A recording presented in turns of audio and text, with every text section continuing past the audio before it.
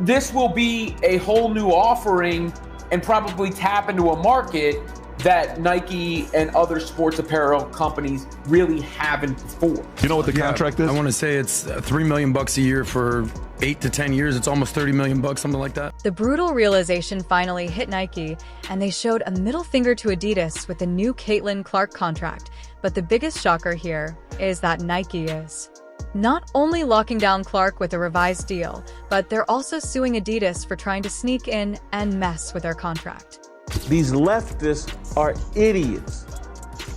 Idiots. They're not about business. They're not about growing the WNBA. They're about diversity, equity, and inclusion. This is insanity, what they're doing to Caitlin Clark. Legally, it's a no-brainer. Two competing giants can't just poke around in each other's athlete roster like that now Adidas is. Scrambling, claiming they only made Clark an offer she didn't accept, but let's be real, they're up against Nike, the biggest name in the game. However, I will say that Caitlin Clark has created more buzz around the basketball landscape and has actually transformed and revived a league that was the WNBA, and she is getting paid a measly $28 million for 8 years as opposed to Wemby's 100. Watching this battle unfold is oddly satisfying because in the end, Nike wasn't dumb enough to let their golden goose slip away, and let's not forget how the internet roasted Nike for almost dropping the ball in the first place. It's been an entertaining mess all around. WNBA season, it was announced that Caitlin Clark signed a massive endorsement deal with Nike. This deal was for 8 years, $28 million with a signature sneaker included. Now, at the time, a lot of us were, man, I almost feel bad for Adidas. All they tried to do was scoop up what Nike straight up forgot about. And honestly, they nearly pulled it off. This wasn't some random gossip you see flying around Twitter either. It was the real deal, and it came with some serious heat. Adidas threw everything they had at Caitlin Clark like they were trying to stage a sneaker coup or something. People were shook because this wasn't just a casual deal. It was a full-blown takeover attempt. Adidas wasn't playing nice. They saw the chance and went for it while Nike was caught napping. Nike struck absolute gold when they signed Caitlin Clark to an 8-year, $28 million endorsement deal. So why in the world? And with that, Nike has not done one thing to promote her. We have not seen any commercials. We have not seen any ads. We have not seen any Caitlin Clark merchandise. And we for sure as hell have not seen any Caitlin Clark signature. But here's where it gets even juicier. Nike already had Caitlin Clark locked in, but instead of treating her like the basketball goddess they managed to mess it all up, they promised her a signature shoe, a whole line set to drop in 2024, except in true Nike fashion, they fumbled the rollout. We might not get a signature shoe from Caitlin until 2026 or 2027. I didn't mean for this video to turn into a rant, but this is just another example about how people have fumbled the gift that is not just a little mix-up either. Nope, they pushed the release to 2026, maybe even 2027. That's not just a delay, that's a full-on contract breach in capital letters. How do you mess up that be? The praise, the commercials, the ads, the merch, like all of the things that she should have gotten during this rookie season. Nike hasn't produced one ad or commercial featuring Clark since she turned pro, and despite a signature shoe being part of Nike's agreement with Clark, based on conversations with people in the know, it indeed has something to do with the WNBA MVP and Nike athlete A'ja Wilson. But beyond Wilson, it's about the culture at the company that's more concerned with quelling noise rather than making it, as Nike once used to. Apparently, Nike decided that Wilson's shoe needed to come out first. Why, you ask? Because she's the MVP, and let's just say it doesn't have the drama attached to her name like Clark. Yeah, that's the kind of thinking happening behind the scenes, playing it safe with Wilson while completely forgetting that Clark has an army of fans just waiting to crash the internet for her shoe. And if you are shocked here, get this thing very clear. Clearly, Nike didn't make this call based purely on merit or sales potential. Nope, according to insiders, they bumped A'ja Wilson's shoe to the front of the line because, brace yourself, she didn't have the same racial tensions attached to her name like Caitlin Clark did. Yeah, let that sink in for a minute. Nike thought it was a smart move to push Clark's shoe back despite her massive fan base, all because of a media-fueled narrative talk about playing it safe in the most ridiculous way possible. shoe, I would wear them. Meanwhile, Adidas wasn't just sitting around while Nike messed up Caitlin Clark's shoe deal. The moment they saw Nike dragging their feet, Adidas slid in smooth and laid a massive offer on the table for Clark. Bigger money, bigger perks, basically everything Nike should have done from the start. But didn't Adidas saw their golden opportunity and didn't waste a single second making their move. Currently the best player in the WNBA? Yes. Is Caitlin Clark currently the face of the WNBA?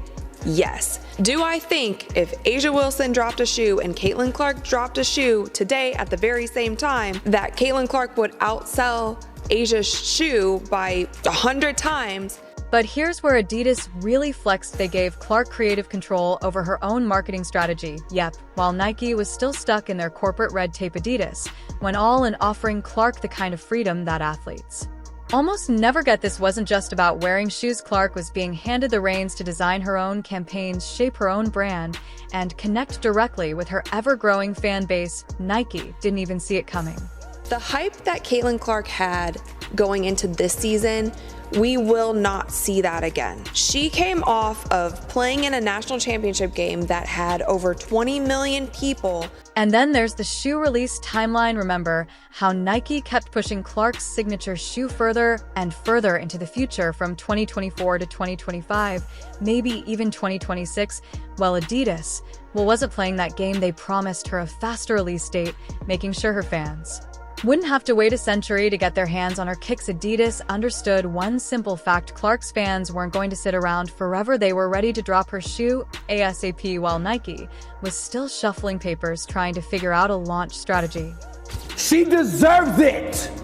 She deserves it. Meanwhile, Nike, they were in full-on panic mode. They knew they were staring down a PR disaster if Clark decided to take a offer. Why? Because in a head-to-head shoe launch between Clark and A'ja Wilson, Clark would wipe the floor with her. Clark's fan base was on another level, and Nike knew that if both shoes dropped at the same time, Clark's would sell out in a heartbeat, leaving Wilson's gathering dust. Nike couldn't afford to let that happen, and suddenly, they were scrambling to save. What did Nike do? They went into full damage control mode, trying desperately to revive the original contract they'd neglected after months of pushing Clark to the sidelines. Now they were trying to bring her show launch back on track for a 2024 release, the same date they promised her originally, but then bailed on. Suddenly, they were all in on getting her shoe to market as fast as possible, because they knew if they lost her to Adidas, it would be a disaster for them. Despite winning unanimous WNBA Rookie of the Year, they've got no plans for a Caitlin Clark shoe. Why not? Well, the official reason from Nike is an obvious lie. What are they hiding? Is sports losing popularity? No, Adidas has done pretty well over that time despite ending their partnership. But let's be real for a second. Was it too little too late? Nike had already fumbled the bag, and Clark's fan base wasn't exactly happy with the way she'd been treated. The frustration was real. Fans had watched as Nike sidelined Clark to push Wilson, and now with Adidas in the picture, Nike was looking more like the villain in this story.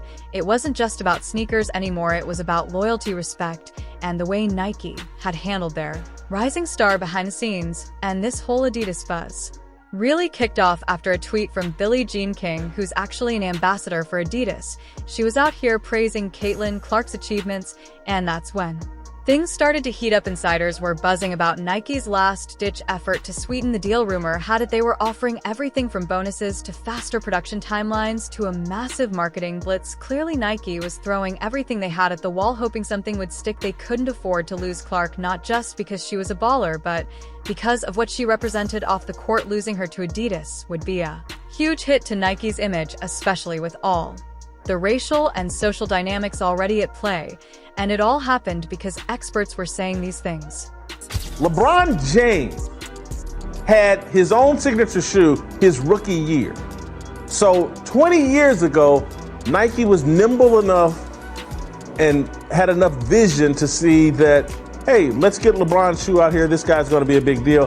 They can't do this for Caitlin Clark. And if that wasn't enough drama, there were rumors of a lawsuit brewing. Yeah, Nike wasn't just sitting around trying to fix the deal. They were also preparing to go after Adidas legally. They were accusing Adidas of contract manipulation, basically saying Adidas had violated certain clauses in Clark's original Nike contract. Nike wasn't about to let Adidas swoop in and steal their athlete without a fight. So now, on top of everything else, there was talk of a legal showdown between two of the biggest sports brands in the world. Contract is? I want to say it's $3 million a year for 8 to 10 years. It's almost $30 million. This wasn't just about shoes anymore. This was a full-blown corporate war. Adidas made their move, and now Nike was trying to claw their way back into the game. Whether or not they could actually stop Adidas from signing Clark was still up in the air. But one thing was for sure: Nike wasn't going down without a fight. And if you say it wasn't that much of a big deal, so you should know these massive endorsement contracts aren't just casual agreements. They're airtight. Athletes don't get to hop from one brand to another whenever they feel like it, especially when there's an exclusivity clause involved. Landed a major endorsement deal with Adidas. This partnership is a game changer. It's a huge win for Clark and for women's basketball. This Adidas. And guess what? Nike has that exact clause in Caitlin Clark's contract. This clause probably states loud and clear that Clark cannot endorse any other brands, especially their biggest rival Adidas. While under contract, it's standard stuff. But Adidas, they apparently decided to push their luck anyway. So what's Adidas being accused of? Nike's not just making vague complaints. Here they're furious, and they have reason to be. Rumor has it Adidas has been working behind the scenes trying to sweet-talk Clark into thinking she deserves more than Nike is offering. Some whispers even suggest Adidas may have thrown in a few extra perks under the table to lure her over. Sure, the sports war game is cutthroat, but this time Nike says Adidas crossed a line.